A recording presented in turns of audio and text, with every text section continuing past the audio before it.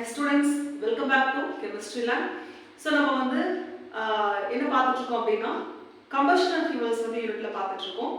So அந்த வகையில இந்த வீடியோல வந்து நம்ம என்ன பார்க்க போறோம் அப்படினு பாத்தீங்கன்னா octane நம்பர் பத்தி பார்க்க போறோம். So லாஸ்ட் வீடியோல என்ன பார்த்தோம் அப்படினு பாத்தீங்கன்னா knocking பத்தி பார்த்தோம் இல்லையா? knockingனா என்ன? anti knocking properties characteristics வந்து என்னென்ன இருக்கணும் அப்படிங்கறத பத்தி பார்த்தோம் இல்லையா? So அந்த வகையில இந்த வீடியோல வந்து நம்ம பார்க்க போறது என்ன அப்படினு பாத்தீங்கன்னா octane நம்பர். octane நம்பர்னா என்னன்றதை பார்க்கலாம். சோ வாங்க வீடியோக்குள்ள போலாம். சோ octane நம்பர்னா என்னன்றதை பார்க்கலாம். percentage of isooctane present in a mixture of isooctane and n-heptane. இப்போ வந்து mixture இருக்கு. சோ அதுல என்ன இருக்கு அப்படினு பாத்தீங்கன்னா isooctane and n-heptane இருக்கு. சோ இது எல்லாமே உங்களுக்கு தெரியும் ஹைட்ரோகார்பன்ஸ். இல்லையா? ஹைட்ரோகார்பன்னா கார்பனும் ஹைட்ரஜனும் மட்டும் இருக்கும் அதுல. அதுதான் வந்து ஹைட்ரோகார்பன். இப்போ n-heptane என்றது உங்களுக்கு தெரியும். ஓகே? Hexane, heptane. அப்ப 7 கார்பன் அணுக்கள் இருக்கும். 1 2 3 4 5 6 7. இது வந்து n-heptane. அது லீனியர் ஸ்ட்ரக்சர். இது வந்து என்ன அப்படி பாத்தீங்கன்னா isooctane. சோ இதுல எத்தனை இருக்கு பார்க்கலாம். 1 2 3 4 5 6 7 8. ஆக்டேன்னா 8 கார்பன் அணுக்கள் இருக்கும். சோ இது வந்து என்ன அப்படி பாத்தீங்கன்னா isooctane. இப்போ வந்து சைடுல நம்ம இதுக்கான ஆக்டேன் நம்பரையும் வந்து கொடுத்தாச்சு. So octane number வந்து isooctane க்கு என்ன அப்படினு பாத்தீங்கன்னா 100. So n-heptane க்கு எவ்வளவு அப்படினு பாத்தீங்கன்னா 0. So அந்த octane number வந்து எதை வச்சு நம்ம கொடுக்கிறோம் அப்படினு பாத்தீங்கன்னா அதோட knocking property எப்படி இருக்கு அத பேஸ் பண்ணி தான் வந்து நம்ம வந்து octane number வந்து நம்ம கொடுக்கிறோம் இவ்ளோ அப்படின்றது. இப்போ octane நம்பர்ன்றது என்ன அப்படினா knocking characteristics of petrol. அதோட knocking property எப்படி இருக்கோ அத வச்சு தான் octane number வந்து அமையும். So n-heptane knocks very hardly. Very hardly na அப்ப n-heptane வந்து நம்ம ஒரு யூஸ் பண்ணும்போது அப்ப knocking வந்து அதிகமா இருக்கும். அப்ப anti knocking வேல்யூ எப்படி இருக்கும்னா 0 ஆ இருக்கும். இல்லையா? anti knocking வேல்யூனா knocking தடுக்கிறது. knocking க்கு against ஆ இருக்கு. அப்ப வந்து n-heptane பாக்கும்போது knocking sound வந்து அதிகமா இருக்கும். அப்ப வந்து அதோட anti knocking property கம்மியா தான் இருக்கும் இல்லையா? அப்ப 0 ஆ இருக்கும் n-heptane. isooctane க்கு பாத்தீங்கன்னா little knocking வந்து கம்மியா இருக்கு. ஓகே? அப்ப anti knock வேல்யூ வந்து 100. ஓகே?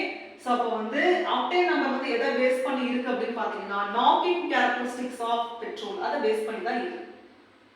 ஓகே? சோ இதுதான் வந்து octane நம்பர். சோ octane நம்பர்னா என்ன அப்படினு கேட்டாங்கன்னா percentage of isooctane present in a mixture of isooctane and n-heptane. இப்ப அந்த ஒரு மிக்சர்ல இது ரெண்டுமே இருக்கும்.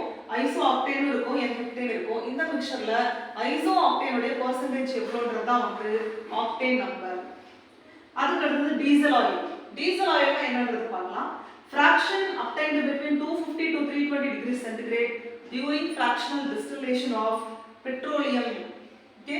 இப்போ பெட்ரோலியம் எடுத்துட்டு நம்ம என்ன பண்றோம்? fractional distillation வந்து பண்றோம். சோ அப்ப பண்ணும்போது இந்த டெம்பரேச்சர்ல அதாவது 250 to 320 டிகிரி சென்டிகிரேட் இடைப்பட்ட டெம்பரேச்சர்ல நமக்கு எவ்வளவு ஃபிராக்ஷன் வந்து கிடைக்குது அப்படின்றது தான் வந்து டீசல் ஆயில். அதாவது ஃபிராக்ஷன் அப்டைன்ட் பிட்வீன் ஃபிராக்ஷனா இப்போ இது வந்து கிடைக்கும் டீசல் ஆயில் இந்த டெம்பரேச்சருக்கு மத்தியில இது வந்து கிடைக்கும். அதாவது பெட்ரோலியத்தை எடுத்துக்கிட்டு நம்ம ஃபிராக்ஷனல் டிஸ்டிலேஷன் பண்ணும்போது இந்த டெம்பரேச்சருக்கு இடையில கிடைக்கக்கூடியது தான் வந்து என்னது இந்த ஃபிராக்ஷன் டீசல் ஆயில். சோ அது வந்து என்ன அப்படினு பாத்தீங்கன்னா mixture of C15H32 to C18H38 hydrocarbons. Okay? for C15H32ன்றது ஹைட்ரோகார்பன், C18H38ன்றது எல்லாமே ஹைட்ரோகார்பன்ஸ் தான். சோ அப்ப mixture of C15H32 to C18H38 hydrocarbons அதுதான் வந்து டீசல் ஆயில். ஓகே? சோ இது எப்ப கிடைக்கும்? பெட்ரோலியத்தை ஃபிராக்ஷனல் டிஸ்டிலேஷன் பண்ணும்போது இந்த டெம்பரேச்சருக்கு இடையில கிடைக்கக்கூடியது தான் வந்து டீசல் ஆயில். அதுக்கு அடுத்து இதோட கலோரிஃபிக் வேல்யூ வந்து எவ்வளவு இருக்கும் அப்படினு பாத்தீங்கன்னா 11000 kilocalorie per kg. டீசல் ஆயிலுடைய கலோரிஃபிக் வேல்யூ வந்து 11000 kilocalorie per kg. ஓகே? அதுக்கு அடுத்து it is used as a very good diesel engine fuel. இது வந்து எரிபொருளா யூஸ் ஆகுது. it is used as a very good diesel engine fuel. So அப்ப diesel oil கேட்டானா நீங்க இதுதான் வந்து எழுதணும். ஓகேவா? சோ அப்ப இந்த வீடியோல ஆக்டேன் நம்பர்னா என்ன, அதுக்கு எக்ஸாம்பிள் என்ன, டீசல் ஆயில்னா என்னன்றத பார்த்திருக்கோம். சோ அடுத்த வீடியோல வேற ஒரு டாபிக் பத்தி பார்க்கலாம். சோ இந்த வீடியோ உங்களுக்கு பிடிச்சிருந்ததுனா லைக் பண்ணுங்க, கமெண்ட் பண்ணுங்க, ஷேர் பண்ணுங்க. ப்ளீஸ் கெமிஸ்ட்ரி லேண்ட் சேனலுக்கு மறக்காம சப்ஸ்கிரைப் பண்ணுங்க, சப்போர்ட் பண்ணுங்க.